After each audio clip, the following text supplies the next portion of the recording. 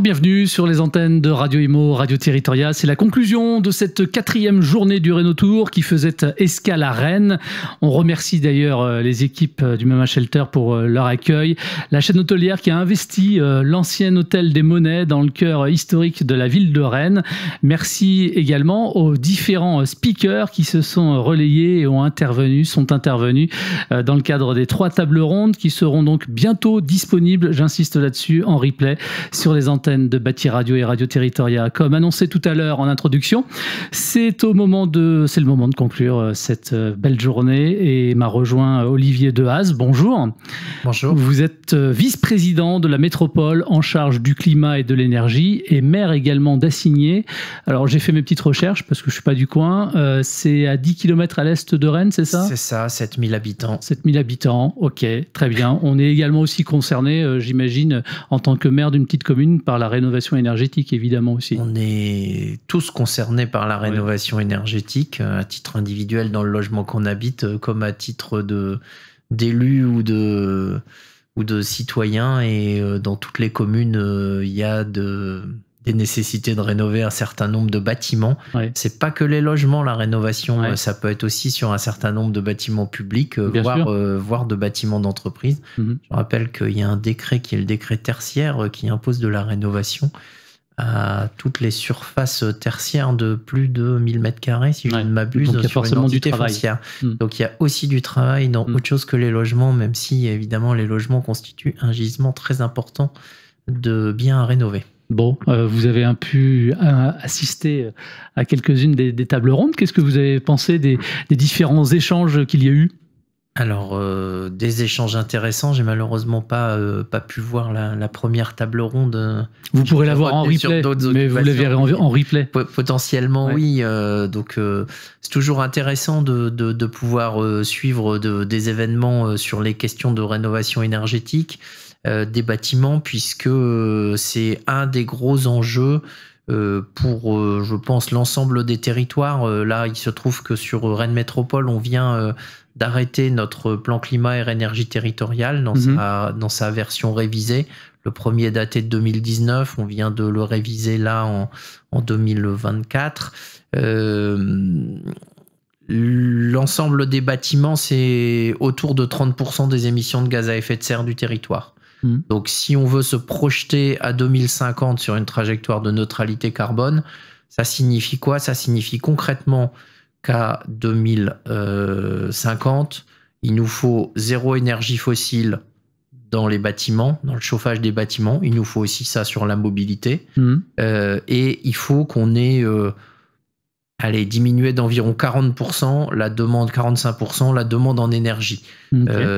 Cette sobriété, elle doit être encore plus forte sur l'ensemble de nos bâtiments que sur tous les autres secteurs d'activité. Parce qu'il y a un certain nombre d'autres activités où on ne pourra pas être dans cette logique de sobriété.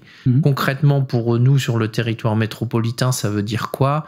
Ça veut dire on a un territoire en croissance démographique où le parc de logement, il augmente à peu près d'1% par an, 1,5% par an.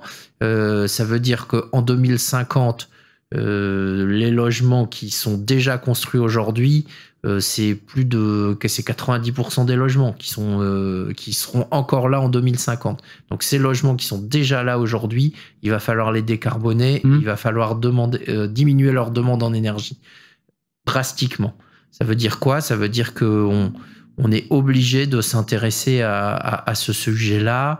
Globalement, puisque j'entendais les chiffres dans la 3e table ronde à l'échelle de la Bretagne, nous, c'est entre 65 et 70 000 logements qui sont sur les étiquettes DEFG à l'échelle de la métropole. Un parc où moitié-moitié, presque moitié-moitié, c'est pas tout à fait vrai, mais presque moitié-moitié entre des logements en copropriété, des logements en maison individuelle.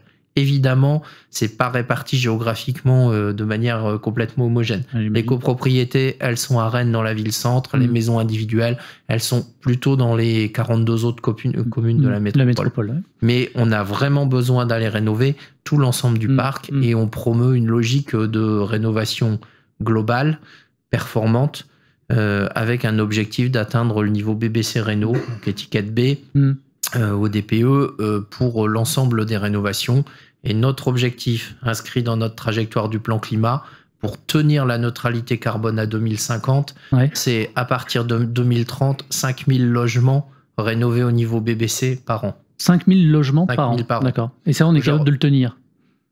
Pour l'instant, on en est loin. On est très loin. Mais oui. On est très loin pour plein de raisons. On est très loin parce que c'est pas encore rentré dans les mœurs. On est très loin parce que économiquement le modèle il est pas encore complètement stable et on n'est pas sûr qu'on y arrivera. On est très loin parce que l'ensemble des aides nationales elles ont pas arrêté de bouger et de changer et que ça ralentit juste le processus et ça empêche la massification. Et en même temps, même en étant aujourd'hui très loin, on est un territoire où on a une forme de dynamique qui s'est installée avec notre plateforme de rénovation de l'habitat qu'on a commencé à mettre en place à partir de 2015-2016, qui a vraiment pris son essor en 2018-2019, qui s'appelle Éco-Travaux, qui vise à la fois les copropriétés et les maisons individuelles. Avec 2 opérateurs.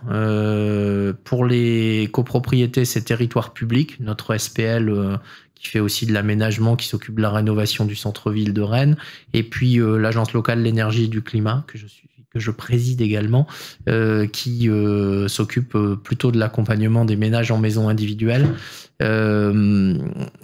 Globalement, jusque-là, de 2019 jusqu'à maintenant, on avait mis en place un système avec de l'accompagnement des ménages, le premier niveau, enfin ce qui était anciennement les espaces info-énergie qui s'est transformé en espace conseil France Rénov.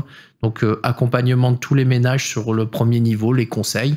Et puis après on avait pour les maisons individuelles un financement des audits. Alors pour tous les ménages qui étaient au-dessus du plafond modeste, très modeste de l'ANA, c'était audit pris en charge à 80% par la métropole. Pour les ménages modestes et très modestes, on a un programme d'intérêt général avec un opérateur agréé par l'ANA, pris en charge 100% de la partie diagnostic. Et pour les copropriétés, on avait un accompagnement donc par Territoire Public depuis la première assemblée générale où on en parle jusqu'au déclenchement du vote des travaux. Pour celles et ceux, les ménages... Et évidemment, après des aides aux travaux. Évidemment, les aides aux travaux. Alors, aides aux travaux avec une particularité, on était sur un montant forfaitaire pour les maisons. Forfaitaire fixe qui n'a pas changé depuis 2019. Pour les copropriétés, on était avec un montant d'aide aux travaux global collectif pour la copro, une partie globale collective pour la copro, 50% de la maîtrise d'œuvre qu'on prenait en charge et de l'aide aux travaux globale et puis aussi des aides individuelles par lot, ce qui permettait de déclencher les travaux.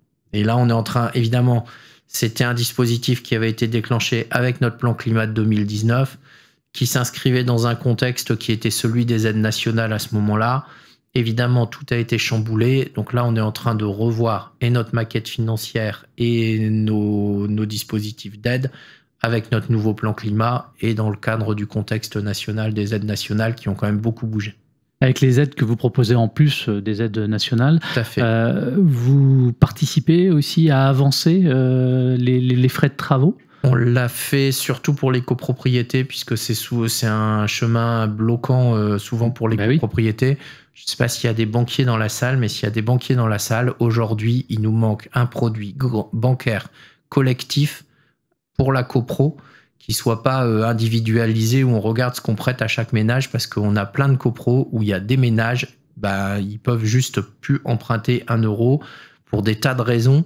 Et si on n'arrive pas à mettre en place un outil collectif qui va permettre de faire l'avance et de gérer une partie de ces emprunts, on n'y arrivera pas à massifier. Ça, c'est vraiment un sujet qu'on a vu là dans les évaluations qu'on a fait de notre dispositif Éco-Travaux. On a essayé d'en discuter plein de fois avec plein de banquiers. Ça se débloque jamais. Donc, s'il y a vraiment un sujet qui doit être travaillé, c'est ça. Évidemment, on réfléchit à l'échelle régionale à un outil de tiers financement. On avait fait une première étude à l'échelle métropolitaine en 2016-2017. Même à l'échelle d'une métropole comme celle de Rennes, on n'a pas l'assise économique suffisante pour faire vivre un outil de tiers financement seul. Donc, on a vraiment besoin qu'il soit à périmètre plus large, périmètre régional. À l'échelle de votre commune, tiens, parce que c'est intéressant et ce sera ma dernière question et on va se quitter là-dessus, mais comment la municipalité prend en compte la question justement de la rénovation énergétique? Alors, on parlait tout à l'heure des bâtiments, mais... Alors nous, on a déjà fait de la rénovation sur plein de nos bâtiments communaux. On est un peu en avance sur ce domaine-là. On a rénové et à chaque fois, on vise effectivement un niveau BBC Réno ou enfin au moins un niveau conforme au décret tertiaire, mais pas le premier horizon, le deuxième. Donc, on a déjà rénové notre pôle enfance qui accueille les garderies, enfin tout le périscolaire, le centre de loisirs. On a rénové notre école élémentaire. On a rénové notre restaurant scolaire. Et puis là, devrait démarrer l'été prochain la rénovation de la médiathèque, qui est pourtant pas un bâtiment très ancien. C'est un bâtiment qui date de 2000. Et quand on a fait, qu'il y avait plein de sujets d'inconfort, hiver comme été. Et donc dans la rénovation, on a inclus aussi la question du confort d'été, puisque c'était un sujet pour nos agents de médiathèque. Donc on est plutôt en avance sur nos bâtiments communaux. Évidemment, on relaie toutes les communications de la métropole sur ce qui concerne les aides possibles, la plateforme éco-travaux, dans notre bulletin municipal. On aime bien avoir des petits articles sur ces sujets-là. Et puis, on encourage tous les ménages à se rénover. Évidemment, nous, on a plutôt un parc de maisons individuelles dans ce qui est à rénover, puisque le parc collectif est plus récent. Mais quand même, on a des bâtiments de bailleurs sociaux qui datent de la fin des années 70, milieu des années 80, et sur lequel il y a du travail de rénovation. Mais on a la chance sur le territoire de la métropole rennaise d'avoir des bailleurs sociaux qui ont tous un plan stratégique de patrimoine, et on a un programme local de l'habitat qui soutient les rénovations, et ce qui fait qu'on est plutôt en avance sur la rénovation du patrimoine du parc social qu'un certain nombre d'autres territoires, et on a parfois des copropriétés qui envient les logements sociaux juste à côté d'eux, qui ont déjà été rénovés quand eux sont encore un peu empêtrés dans les méandres de la rénovation. Merci beaucoup Olivier Dehaze. Vous faites quoi les 7 et 8 octobre prochains? Il faut que je regarde mon agenda. Je ne suis pas sûr d'avoir déjà en tête ce que je fais. Autrement, vous pouvez caler, il y a une date qui est sympa, le 7-8 octobre. J'attends votre invitation. Voilà, Parc des Expos à Paris, Porte de Versailles, le forum Reno Days. Voilà. J'attends votre invitation pour un retour d'expérience sur ce qu'on fait à Rennes. Voilà, exactement. Merci beaucoup d'avoir gentiment répondu à notre invitation. Merci, monsieur le maire. Le programme est disponible en replay sur les antennes de Bâti Radio, Radio Territoria. Même chose pour les tables rondes qui ont eu lieu. Le Rénotour qui se poursuit.